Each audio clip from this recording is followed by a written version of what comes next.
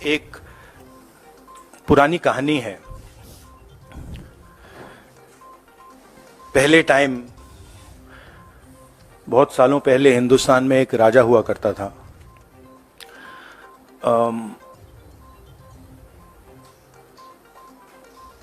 उसके खिलाफ सारे लोग खड़े हो गए थे। पूरी जनता, सारा का सारा ऑपोजिशन उन पर आक्रमण कर रहा था और वो टेफ्लॉन जैसे थे। उन पर जितना भी आक्रमण करो कुछ होता नहीं था।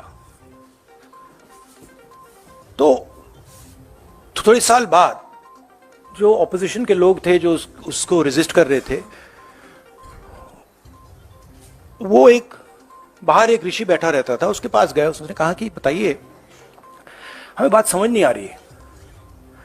हम इस राजा पर 24 घंटा आक्रमण करते हैं, जनता इसके खिलाफ है, कुछ होता ही नहीं है। जितना हम इस पे आक्रमण करते हैं ऐसा लगता है कि हम गलत जगह तीर मार रहे हैं। तो ऋषि ने कहा, वो काफी नॉलेजेबल था, तो उसने कहा देखिए, एक्चुअली बात क्या है, ये जो राजा है इसकी आत्मा इसके अंदर नहीं है। इसकी आत्मा वहां पे पीछे एक छोटा सा घर है, वहां पे एक पिंजड़े में एक तोता बैठा है। इसकी जो आत्मा है ना, वो उस तोते के अंदर है। उस तोते को जाके आप पकड़ लीजिए, राजा खत्म हो जाएगा। बहुत इंटरेस्टिंग कहानी है, क्योंकि नरेंद्र मोदी जी की आत्मा अदानी में है। तोता कहीं बैठा है, राजा कहीं बैठा है, और बहुत समय के लिए सारी की सारी opposition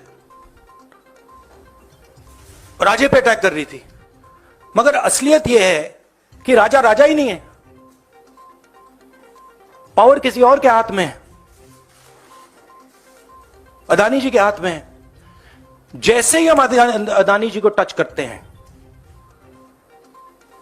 intelligence agencies, snooping, CBI. मैं पहले सोचता था number 1 prime minister, number 2 Adani, number 3 Amit Shah. Actually ये गलत है। Number 1 Adani, number 2 prime minister, number 3 Amit Shah. अभी हिंदुस्तान की पॉलिटिक्स हमें समझ आ गई है, और अदानी जी बच के नहीं निकल सकते, क्योंकि अदानी जी को हमने ऐसे घेरा है, तोते को हमने ऐसा पकड़ा है कि वो बच के नहीं निकल सकता है। और इसीलिए सारा का सारा हो रहा है